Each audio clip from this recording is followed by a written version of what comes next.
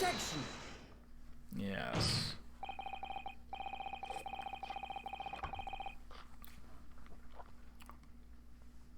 Unfortunately, the photograph Master Gotts took can't tell us the color of the balloon, but it can tell us something else, something crucially important. What? It shows that the pictured balloon wasn't carrying any passengers. Ah, my goodness, you're right. But surely all the balloons would have been carrying passengers. There would be no sense in it otherwise. See, they are for pleasure for seeing the view. My balloons only fly with the passengers. Which tells us that the pictured balloon isn't one of them. So, when the incident occurred that day, there was a fourth balloon in the skies above the experimentation stage. The mysterious green balloon. I know nothing, and yet I can only tell you one thing.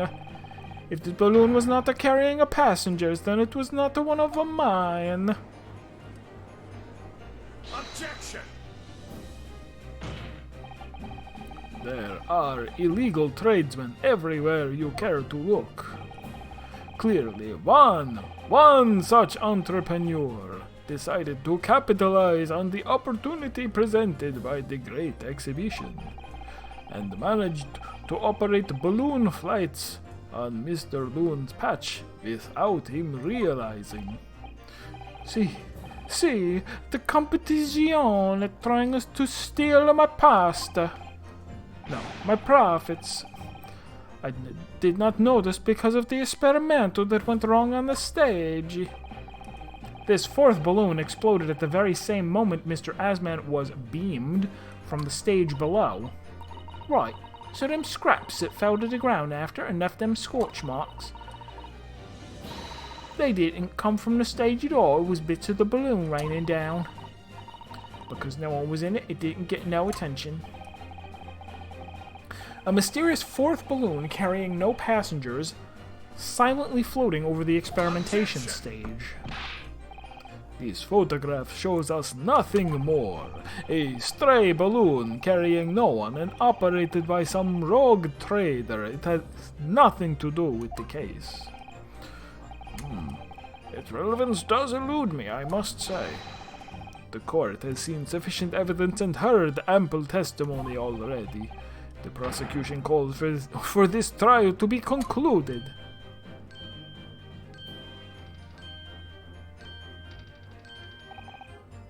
Really? We really got to the truth yet? No. I can't let this opportunity slip away. The jurors' minds are made up, and not in our favor. What else can this photograph tell us? Is there nothing more we can learn from it? Aru. Objection!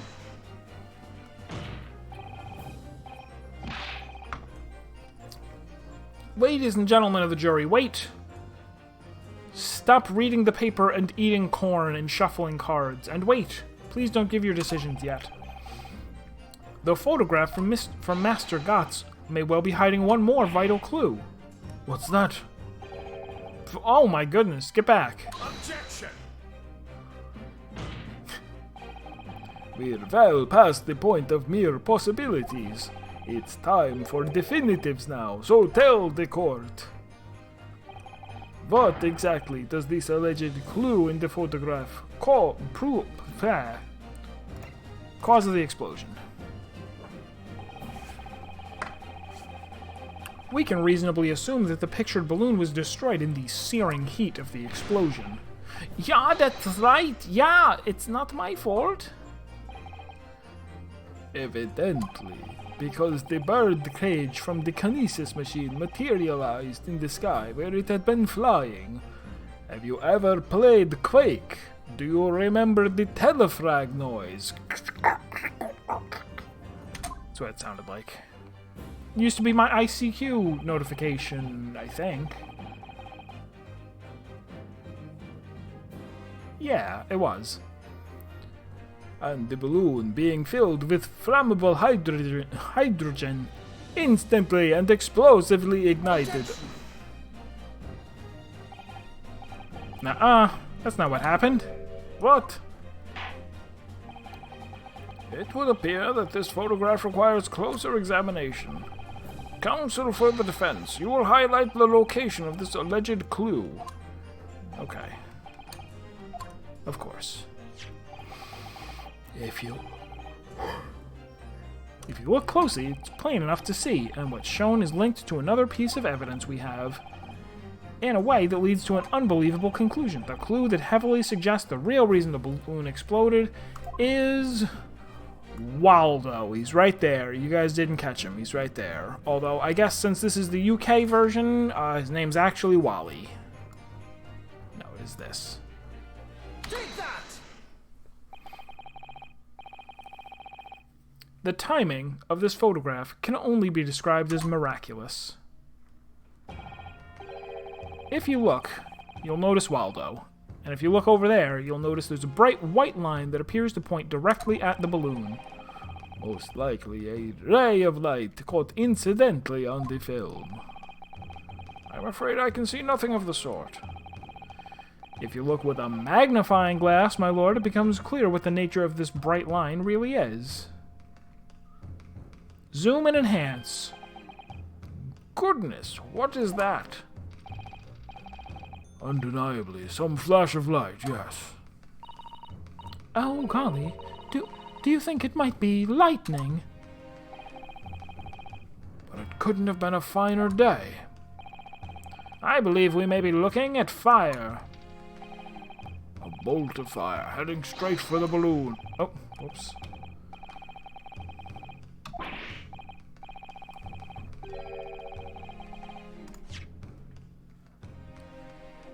Heading straight for the balloon, like an arrow. Indeed, even to my aging eyes, it would appear to be a flame of some sort. My word, are you suggesting this flame struck the hydrogen gas that filled the balloon? Objection! That's absurd. The balloon would have been 60 feet above the ground at the time. No flame could possibly have reached such a height. Objection! Actually, I just invented the flamethrower, so I guess you're wrong. Actually, it's my opinion that a particular piece of evidence found at the scene reveals that that is exactly what did happen. What evidence? If such evidence exists, counsel, then for goodness sake present it, man.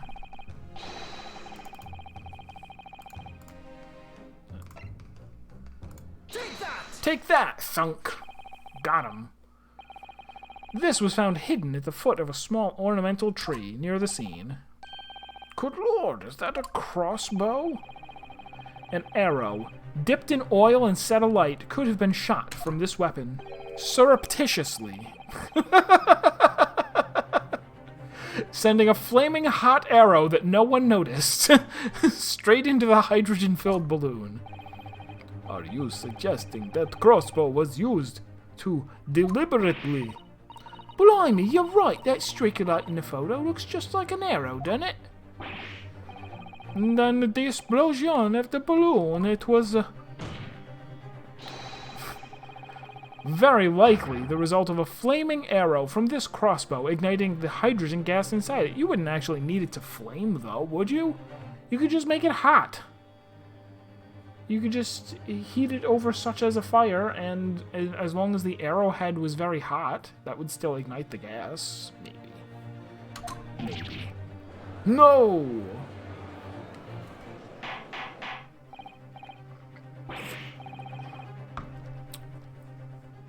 You'd want to be sure? Yeah, but I mean, if you miss or if it doesn't work, then just do it again tomorrow. Just wait until the next time that someone invents a teleporter. Get another fresh, dead stabbed guy to put in a balloon and float it over the most famous worldwide exhibition Britain has ever known, and just do it a second time. That's all. Counsel, this is an extraordinary supposition. If the aim was to cause the balloon to explode, the shooter could have used a gun if he was boring. Boringsville McVanilla, shooting people with guns instead of flaming crossbows. However, there's an obvious reason why that would have been out of the question. The noise of the discharge, of course. That's right. in Japan, ninjas use crossbows. They are completely silent. Well, yeah, if someone had shot a gun off in the exhibition grounds, it would have caused a real panic. But with the big explosion, it was a very big panic anyway. I don't like this. I should be pleased to have found a plausible new explanation for all this, but something feels wrong. Do you understand the implications of what you're saying, my Nipponese friend? If a flaming arrow did indeed hit the balloon, then obviously it would have exploded, and if the birdcage appeared from the cloud of smoke that ensued... Well, wait a minute, are you really saying... Oh. Excuse me. Wait a minute, what are you really saying here? I don't get it. Was the birdcage beamed up into the sky after all, or what? My goodness me! Ah, now I understand. That's what that sinking feeling is about. I think there's a good chance that the birdcage was actually concealed inside the balloon all along. Did I just hear that correctly, Counsel? Wait, are we going to claim it was inside the balloon? Like the balloon part of the balloon, not the basket? Because if it was in the basket, we would have seen it. Larger than a person. There's no going back now. The horse has bolted. The horse has been shot with a crossbow bolt that was on fire.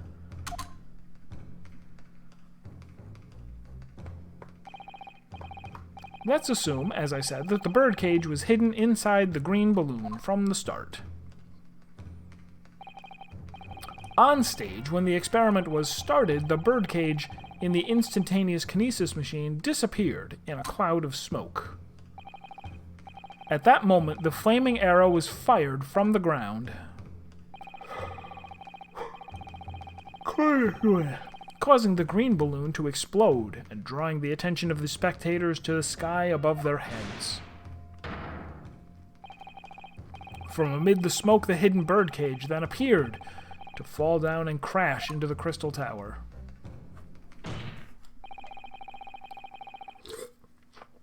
I think you'll all agree it's entirely plausible that what I've just described is the real truth behind the miraculous experiment carried out that day. Good grief! Objection! This is ludicrous. What you have described is no science experiment. It's child's play, a contemptible display of stage magic. Both Mr. Sholmes and Iris said that the experiment was a scientific impossibility, in which case this is the only way to explain what happened that day.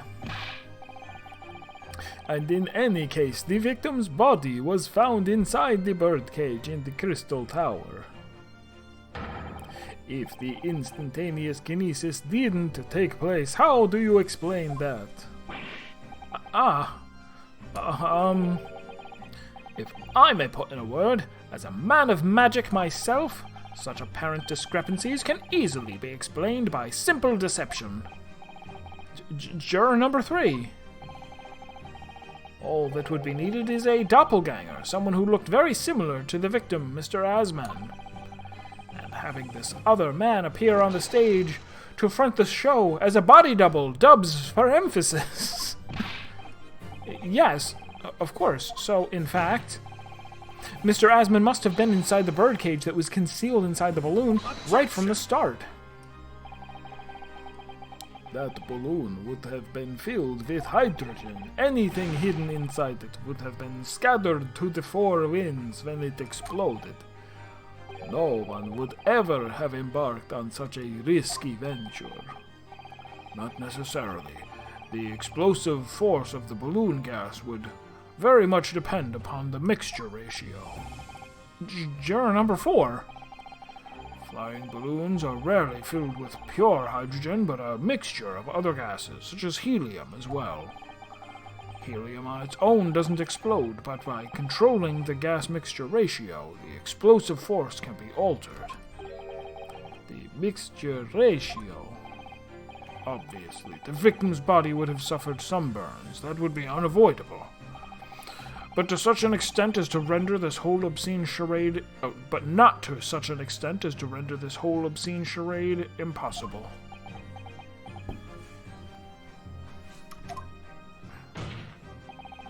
So everything that happened can be explained logically and scientifically. The explosion that engulfed the stage at the start of the experiment was no accident. It was all part of an elaborate deception done by my client? Maybe? Like, this doesn't seem like it could have been done without his cooperation now. It was all part of an elaborate deception to make it appear that instantaneous kinesis had occurred. Well, goodness me. And if we accept that this is what happened, it means that the victim, Mr. Asman, was never present on the public experimentation stage to begin with.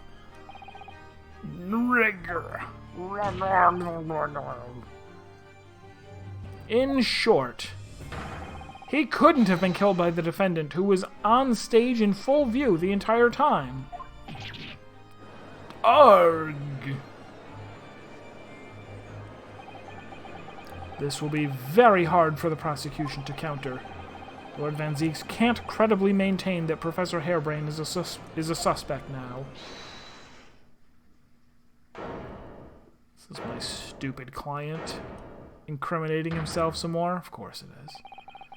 Mr. Naruhodo, I appreciate your efforts. Thank you. Professor? But you can stop now, please. Just keep your mouth shut, please. Sorry? What's all this about, Mr. Harebrain?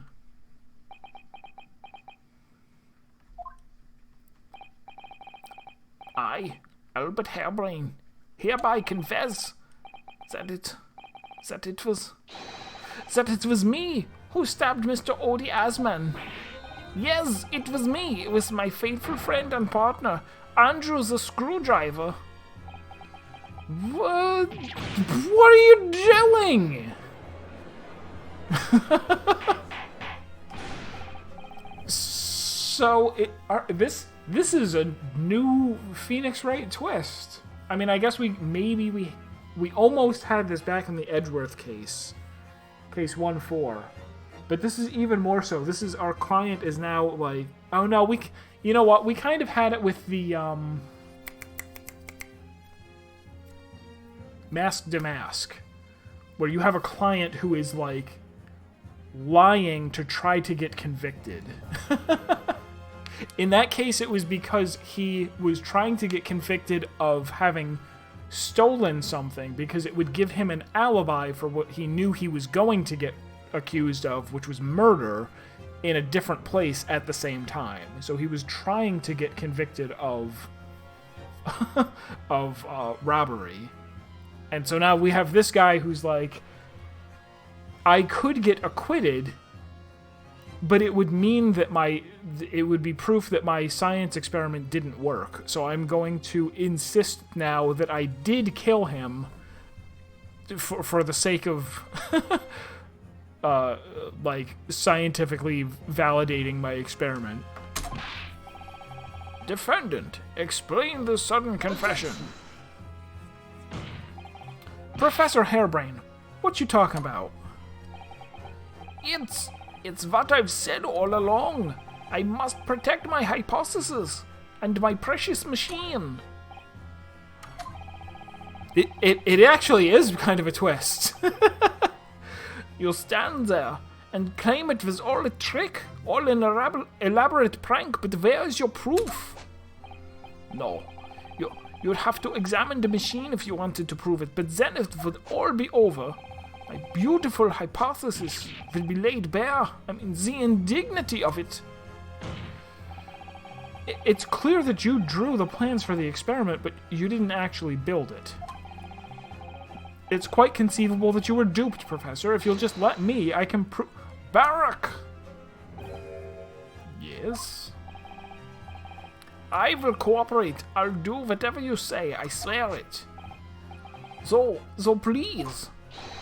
ensures the Special Dispensation for Scientific Equipment Act is adhered to, and protect my creation.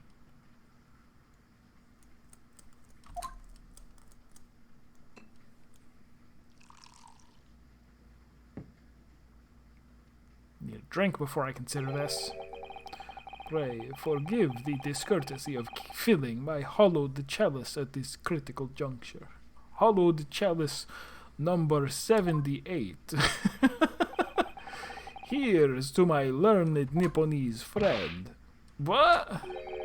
And his upcoming attempt to clarify the defense's position in light of the accused's confession. Do you intend to formally assert that the experiment was nothing more than a conjuring trick? Because the moment you do, the Special Dispensation for Scientific Equipment Act that protects the professor's invention will cease to apply. The prosecution will then demand a rigorous examination of the machinery involved in order to establish the truth. However, if you acknowledge... Okay, so there's a little bit of a legal thing that they're throwing in here, too. So they've established that a scientific device that is involved in a murder is subject to special rules. It cannot be investigated normally. You have a special team investigate it without delving into it too deeply. But if it's not used for... no, wait, hold on. Yeah, but if we say, nope, the device was not involved in the murder, then it will be investigated normally, which is what he does not want. However, if you acknowledge that the machine is genuine and instrumental in the victim's murder, any chance of investigating will be crushed and the confidentiality of the professor's hypothesis preserved. Well, counsel, what is the defense's official position on this matter? What Professor Harebrain, my client, actually asked of me was to prove that the explosion on stage was an accident and protect the secrecy of his hypothesis. But there's no way to do that without implying the professor's guilt. Do I protect my client's life by asserting his innocence? Or do I do my job? Do I do the job that I was hired to do? So what are we going to do here? Like, from an actual real-world lawyer standpoint, there is absolutely no, there's no conflict here. There's no decision to be made. Whatever your client is requesting, that's what you do. Either way, I can't avoid betraying his trust. You've been silent long enough. Isn't talking your trade, my learned friend? Or has all knowledge of English escaped your confused Nipponese mind? Mr. Naruhodo. I have no escape here. I have to make a choice, but it's an impossible one. I have to give up on something, but what? The defense asserts that the defendant's instantaneous kinesis machine was in fact,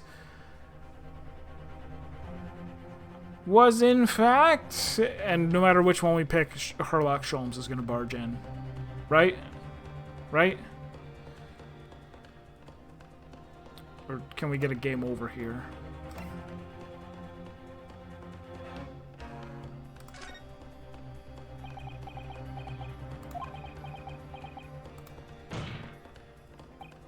Ugh! No! No, I can't shoot. Gray Fox, no! I can't do it. My client placed his faith in me. I can't just let him down. But thou must!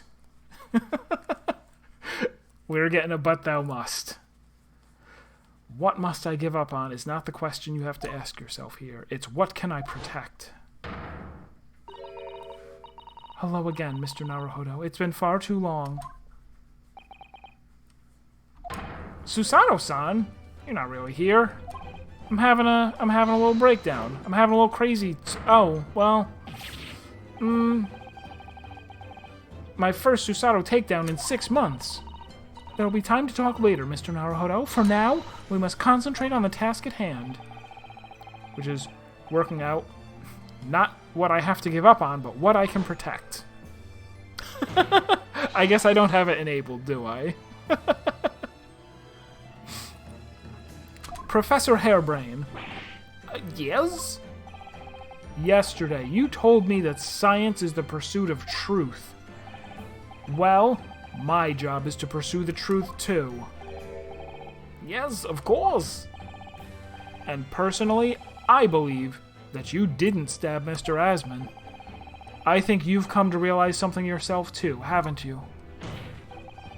That your experiment and the machine you built with the victim are questionable.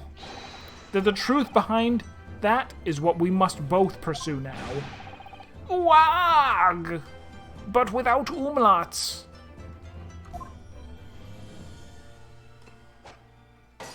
Meow!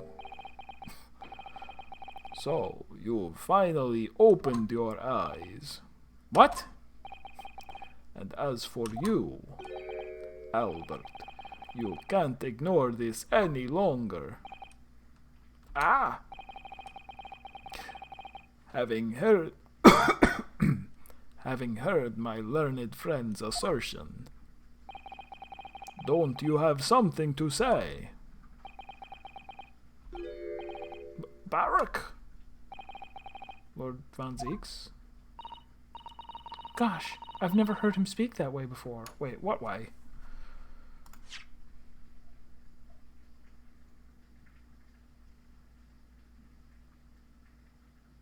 What? Alright. Japanese, lost in translation, I guess. Yeah, he had only poured 1 cup that time. That was still almost completely full, that bottle. In truth, there is one thing. Something I remembered that's of relevance. What? On the day it happened, just before I began the experiment, I saw a man near the stage. A man holding that crossbow. I beg your pardon? Professor! Did the man have any distinguishing features? What did he look like? Tall. Taller than me, and thin. Thinner than me, with straight hair, straighter and whiter than mine. Sephiroth! Let me see. One less lens than me, too. A monocle. A rather stylish black monocle.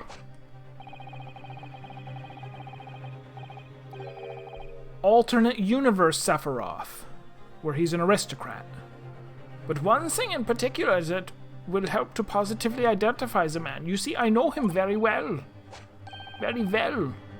After all, he is the engineer who built my invention. What? He built the machine? That's right. Mr. Asman introduced me to him 1 year ago. He's a man by the name of Enoch Drebber. Oh, everyone is mad and their potions are exploding. Does this name mean something? Members of the jury seem flustered. Not a name any scientist wishes to hear. The man's an abomination. Edward. Not a name any conjurer wishes to hear either. Who on earth is he? I'm afraid this isn't the first tale of this nature that I've heard in scientific circles in connection with that name. There's talk of other flamboyant experiments that turn out to be nothing but stage trickery at the end. Obviously, the rascal is after the government's research grant money. Oh, what a rascally thing to do. When magicians are in need of money, I have heard of them resorting to these underhand tactics. Some acquaintances of mine with experience of such things have mentioned Enoch Drebber's name before. The man is both an engineer and a magician. Yes, we're dealing with an unparalleled confidence trickster here. That's Enoch Drebber for you.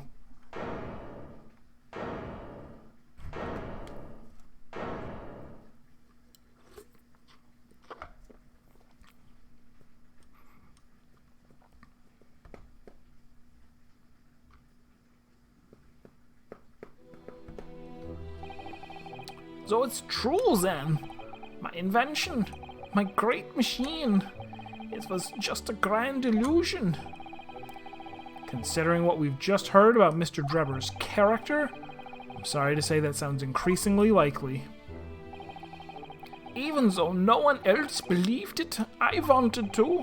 I wanted to believe that the machine would function exactly as my hypothesis predicted. Which is why you were so opposed to it being investigated, I presume. I knew that if the machine was examined in detail, its construction would give away my hypothesis. Obviously, I didn't want that to happen, but at the same time, I knew that if I was found to be nothing more than a trick... I knew that if it was found to be nothing more than a trick, than a work of deception, then everything I'd worked towards, all my research, all my dreams, my whole life would be over. I was terrified at the prospect. So you really had no idea then, did you? About the true nature of the machine that was built? And the true nature of Mr. Drebber, crossbowman? I never questioned anything. I didn't want to question it. It's entirely possible that Mr. Asman and Mr. Drebber were working together to use you as a means of fraudulently acquiring the research grant money.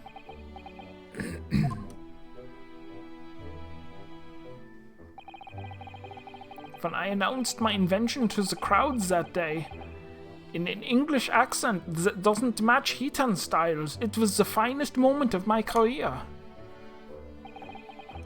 I pulled all the levers and turned all the dials in exactly the way Drebber had described. Then the smoke suddenly started billowing out. I panicked. I didn't know what was happening. But I really don't know how the whole illusion was made to work. I don't know anything anymore.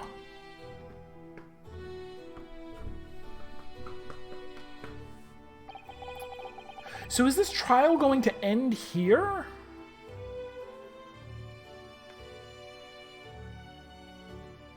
Because we believe... Well, let me see. The wax statues are going to come into it somehow. The chapter's not ending here. Let me confirm one final point with you, Professor. Do you now consent to the prosecution submitting the necessary paperwork to release your invention from the protection afforded by the Special Dispensation for Scientific Equipment Act? I'm going to start calling it the horrible, most terrible, tragic event Equipment Act in human history. It's shorter. Yes, please go ahead. I'm very sorry.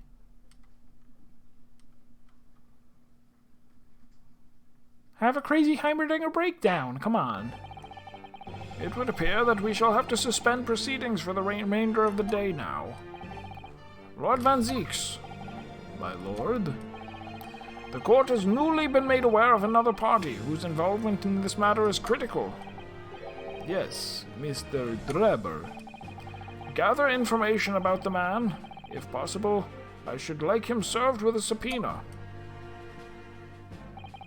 With pleasure, my lord. Now, counsel for the defense. Yes, my lord. When we reconvene, I shall be looking for one thing and one thing alone from you. Evidence that the defendant is innocent of the crime. Is he even still being accused of it? Now that we're like, the machine does not teleport people, and he was found stabbed in the Crystal Tower. Why am I still on trial at all? I understand. Good. In that case, this court is adjourned until tomorrow morning.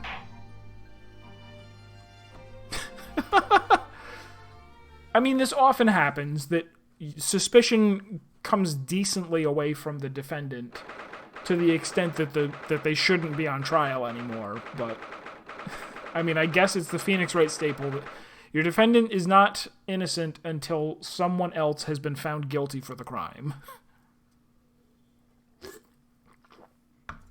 But here it seems like especially silly.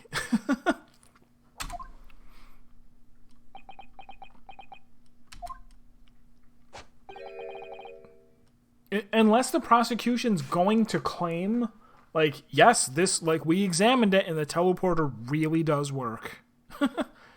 Mr. Naruhodo. Yes? I'm so sorry.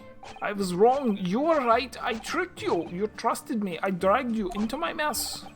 Oh, how did it ever come to this? I'm so sorry.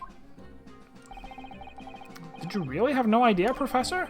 About what Mr. Drebber was really up to, I mean? About what he was really constructing? Naturally. That machine was the embodiment of my hypothesis, of all my hopes and dreams. I had complete faith in it. Alright. In that case, I won't say any more. Now, sadly, the murder accusation against you still stands somehow. I don't know. So we must do as much investigation as we can before the trial resumes tomorrow. Well, thank you for doing so much for me. Pay me. And, by the way... I'm so sorry for arriving late this morning, Mr. Naruhodo. Arriving late? Didn't you receive my postcard? I wanted to let you know when I'd arrive. Postcard? What postcard? I hid it from you, Runo, so it would be a surprise. Well, now you're going to jail, because that's perjury. Well, did it work? I was surprised, all right, especially when she threw me to the ground. Oh dear, I'm so sorry. I was just so happy to see you again that it sort of slipped out. Maybe we could stick to more traditional displays of emotion in the future. Susie's train was late into London Victoria this morning, you see. But we made the coachman really whip the horses hard so she didn't miss the whole trial. I was watching from the gallery for a while, but in the end, I'm afraid I couldn't contain myself. Well, I'm glad you didn't. Oh! Having you at my side in court gives me the strength I need to disregard what I had just decided and get stuck in a but thou must. So, I am delighted to see you back in London. Oh, you're too kind, Mr. Naruhodo. I'm delighted to be here. I hope I can continue to be of service to you. Of course. So, what's brought you back? Did Professor Mikotoba not protest? Let's save all that conversation for when we're back at home, shall we? You know, I've made one of my most special blends ever for this occasion. It's basically all of the used tea bags, and I put them in one cup. And there's no water, you just suck on them. Oh, Iris, how wonderful. I can't wait.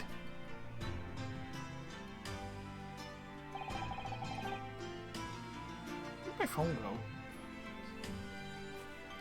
Susato-san was back in London. It's hard to describe how happy that made me feel at the time, but despite my elation, our tale was about to take yet another extraordinary turn.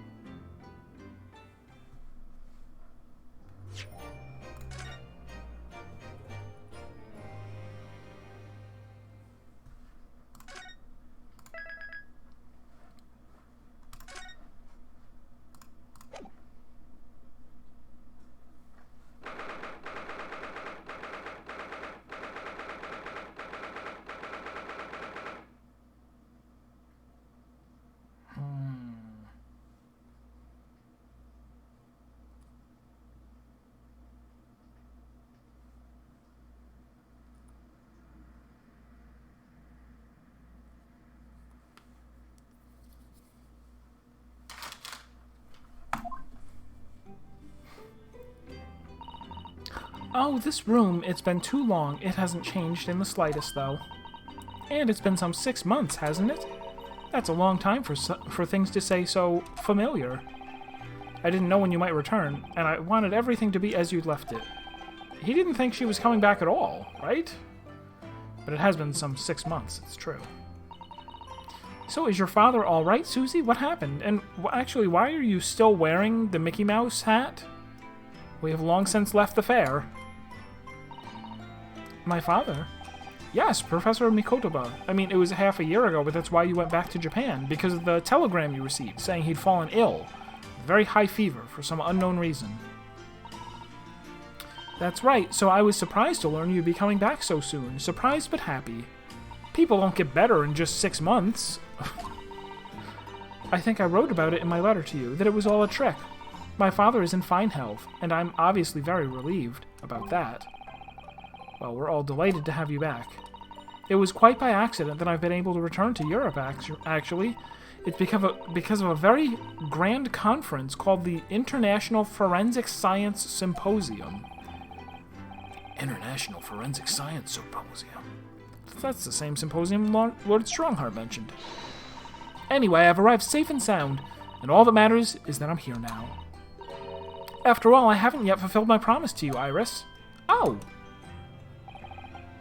You must tell us everything that happened while you were back in Japan. Yes, of course, I shall. And there's one other thing. Something you wrote in your letter that particularly grabbed my attention. About you-know-who. About Kazuma. I know. I'll tell you all that I can. Okay, well tell me, right now. After my friend Ray's trial, the reporter who actually killed Miss Brett said something very strange. I know the truth. I know you had a hand in what went on in that visiting student's fate. Nobody here in Japan knows anything about it. They don't know that the guy never made it to England, that he died on that steamship, and that he'll never... Obviously, I couldn't ask him to elaborate at the time. But later, I visited the man in his prison cell and asked him what he was going to say about Kazuma-sama. And what did you learn? After he died on the voyage to Great Britain, his body should have been unladen at the port of Hong Kong and passed into the care of the consulate staff there. Should have been? Well, it turns out that his body never arrived. It just disappeared. What? Kazuma's body vanished? Our government tried to cover the fact up, it seems. They erected a grave on the cliffs by our hometown, except Kazuma-sama isn't there. Did Professor Mikotoba know about this? Yes, it would seem that he did. But he didn't tell me. They're still investigating what happened to Kazuma-sama's body as we speak. I just don't believe it. What is this acute feeling of apprehension I have all of a sudden? The Kazuma mystery. Kazuma Jiken. Thinking back now, some of the things that happened on the SS Burya were definitely strange, and I'm not talking about the door locks. I mean, after he died, we never saw his body again, did we?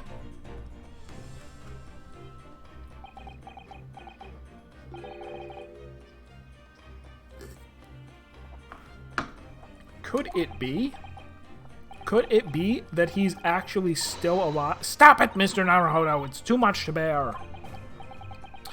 Sorry, I didn't mean to. Just thinking about the possibility pains me so very much. Cast your mind back for a moment, Mr. Naruhodo. Remember when we cut his head off to make sure he was really dead? No, we didn't do that. When Kazuma-sama was discovered, Mr. Sholmes was there, wasn't he? And he definitely examined the body. I remember it clearly. Ah, you're right.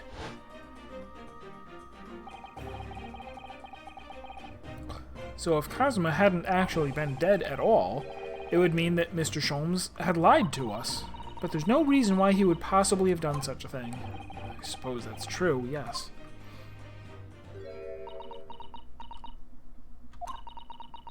The idea that he might still be alive somewhere.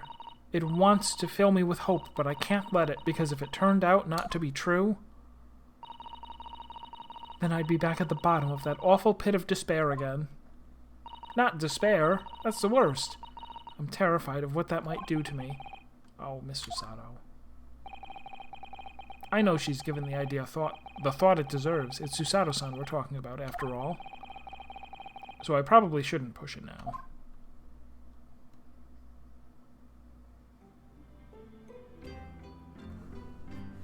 Now, let's talk about sightseeing. You want to go see Big Ben? When I first arrived back in Japan, I really thought I'd never be allowed to return to Britain, but curiously, after that awful trial at the Supreme Court, Father's mood changed entirely. That awful trial? Oh yes, for the murder of Giselle Brett. We're Danganronpa now. Oh, you dressed as a man then, didn't you, Susie? Oh, well, yes. Since women are forbidden in the courtroom. See, we're even cross-dressing like Danganronpa. I had no choice. Wow, amazing! I wish I'd seen it, don't you, Runo? Yes, I suppose so. I want to play at being a lawyer now. I could wear a false mustache, maybe. I don't think any mustache could hide the fact that you're just 10 years old. Well, that's not a problem. Since when is it a problem for a 10-year-old to be a lawyer?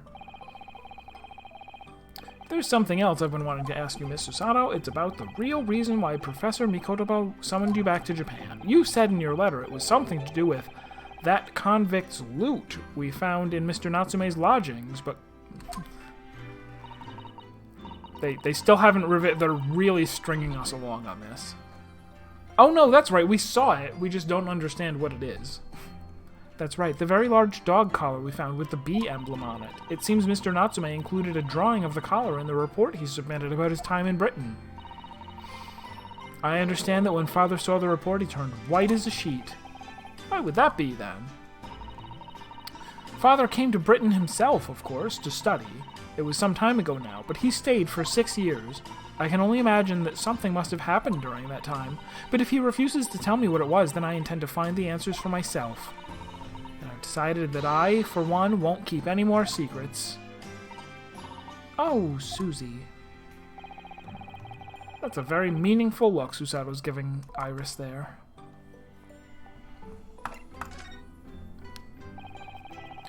Lord Strongheart mentioned something about that symposium, too.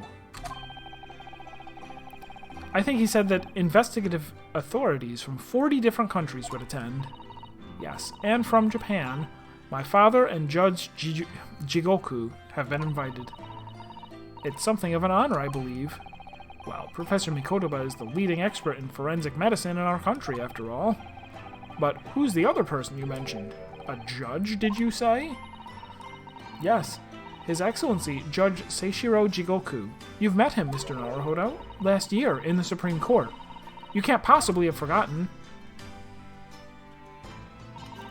That terrible trial of yours when you were accused of murder. Oh, that time. I try to think of that as a positive turning point in my life.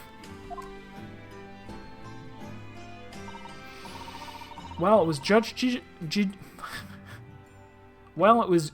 Jigoku who presided over that trial. Judge Jujitsu. If I'm perfectly honest, I'd be happier never to see that man's face again in my life. Oh, well, anyway. As Father was invited to the symposium, he agreed to me returning to Britain too. He won't actually arrive until next month, but, well, I couldn't wait. So I pleaded with him. In the end, he agreed to me going on ahead. Yes, about the symposium. It seems as though Lord Strongheart has put in an awful lot of work to make it happen. It's obviously very important. I believe it is, yes. As I understand it, Lord Strongheart organized the entire event himself. I think he's hoping that by achieving exceptional results, he'll get the job of Attorney General, the most senior position in the British justice system. He's hoping to use his power to create the world's finest policing institution. That's what Father said, anyway. Apparently, it's Lord Strongheart's lifelong ambition. Does Professor Mikotoba know Lord Strongheart personally, then, I wonder? Actually, Long Strongheart gave me a long speech all about this very subject only yesterday. But I sort of lost the will to live early on and didn't listen to much of it. How trying for you.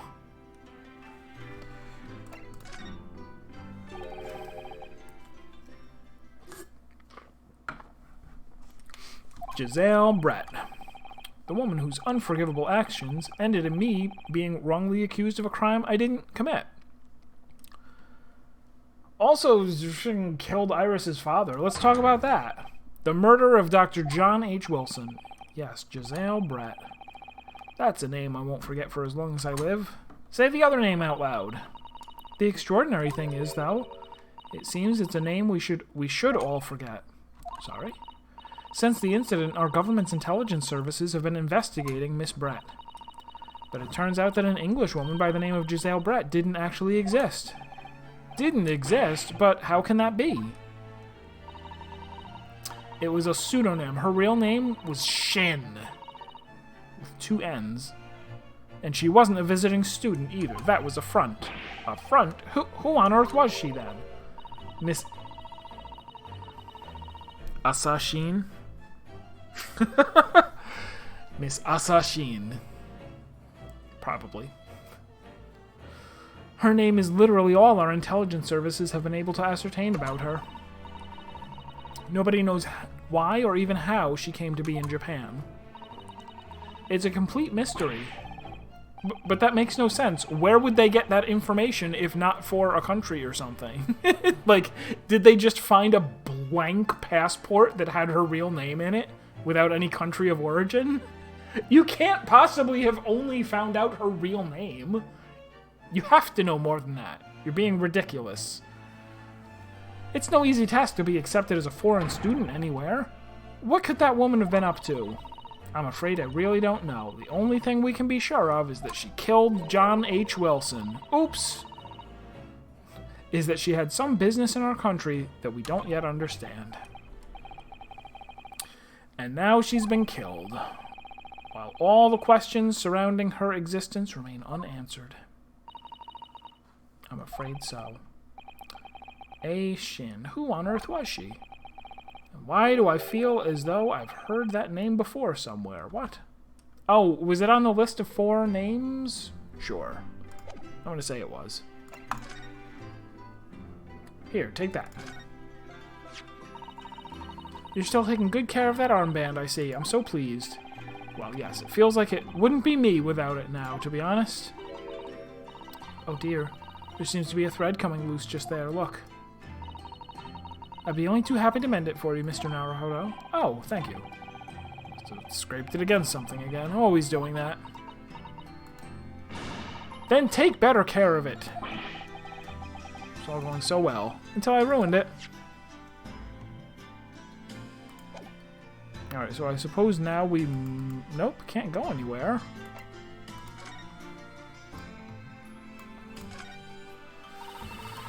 You have water gently boiling on the stove, I see. Feels wrong somehow if I can't hear the water bubbling away. We have plenty of logs. It's not like we have to worry about paying for gas. It's important to open the window for fresh water when the fire... Is he not making tea? He's just boiling... He's like, yeah, I just like the sound of water boiling, so sue me. You can't keep it closed. You can't keep it closed just because it's cold outside. It could be a matter of life and death. Avoiding the freezing winter air is a matter of life and death, too, if you ask me. Oh well. Perhaps a nice cup of tea will warm you up later.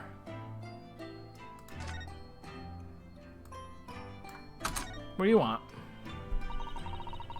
Must be about a year ago now. I wrote a really long story based on some of my father's old notes. It's about one of Hurley's greatest exploits. I called it The Hound of the Baskervilles. But then Mr. Sholmes forbade you from publishing it. He put the manuscript somewhere nobody could get their hands on it. So nobody knows anything about it apart from Hurley and I. But for some reason, you knew the title of it, didn't you, Susie? Forgot about that. Oh, it sounds so exciting. The Hound of the Baskervilles. I should love to read it. And you wouldn't tell me how you'd come to know it. Yes. But I made you a promise that I would explain one day, didn't I? I think it's time. Oh! I'm only sorry I've had to keep it from you for so long, Iris.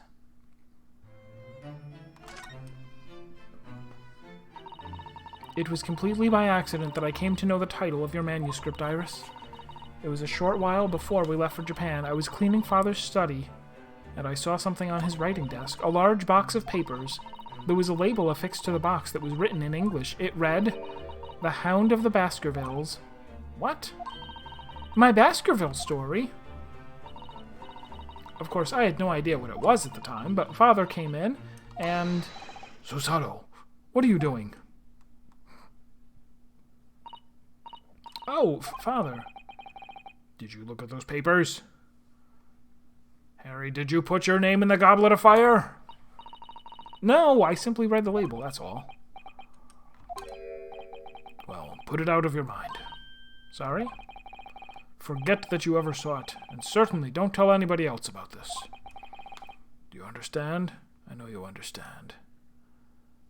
Bye-bye.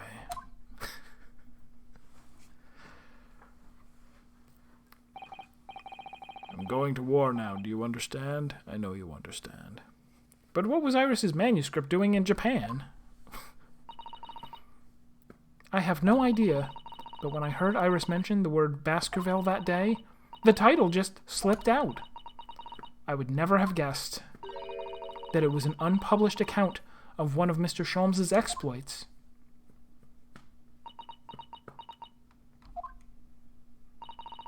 When I returned to Japan, I asked Father to explain, but he refused to answer any of my questions, and there was no sign of the big box in his office.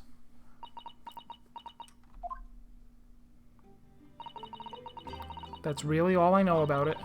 I've no doubt that Father has a very good reason for being so secretive about it, but still... I made up my mind to explain myself to both of you. Close your mouth. You just standing there spitting dots? Just dots pouring out of your mouth? Rude. Hand me a towel. Well, thank you for being so honest, Susie.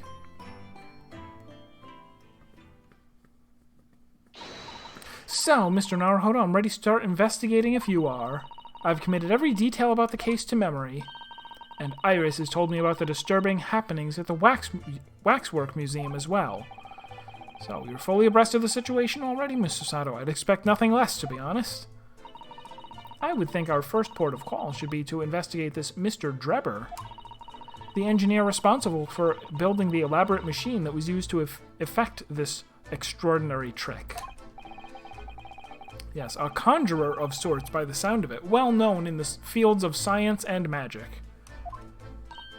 Two fields that are wont to overlap all the time. Then we need to go and arrest him.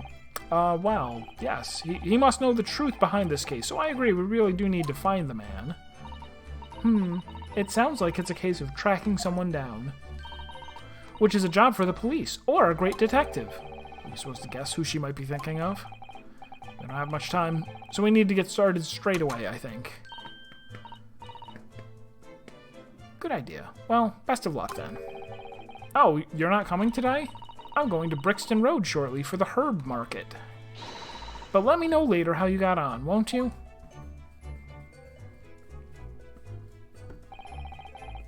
That was a little abrupt. The pull of the herb market must be strong.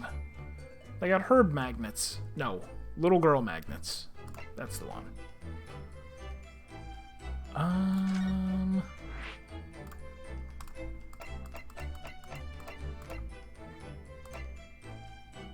What's the new...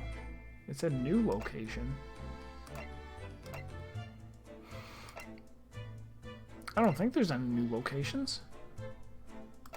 No, we've been to all these places. There'll still be new stuff in them, I'm sure. That was strange that it said new location.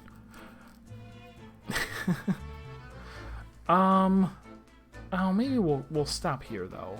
And just do the whole investigation next stream. Yeah, I guess we'll do that. Because I still have to eat. I never eat anymore. I have to go shopping, is what it is. When I get low on food, it's like the only thing I can do is, like, go out and pick up food. And if I don't do it before, like, well before stream, then I don't do it until after stream. And I'm hungry. Alright, so we'll, save here. Lasagna, don't tease me. I love lasagna, but there's nowhere to go get lasagna.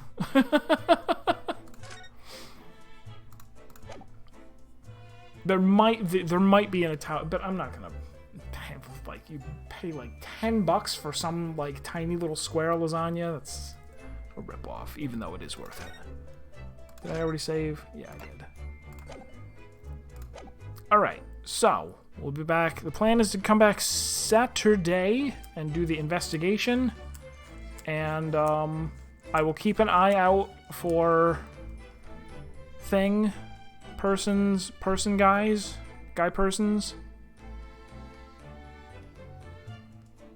Patrick's Parabox. I will go check that out to see if I might be interested. In fact, if I look at it and it looks good, maybe I'll even play that on Saturday instead of this. We'll see. We shall see. So thank you guys for being here. I hope you're enjoying, and I will see you on Saturday, hopefully. Good night.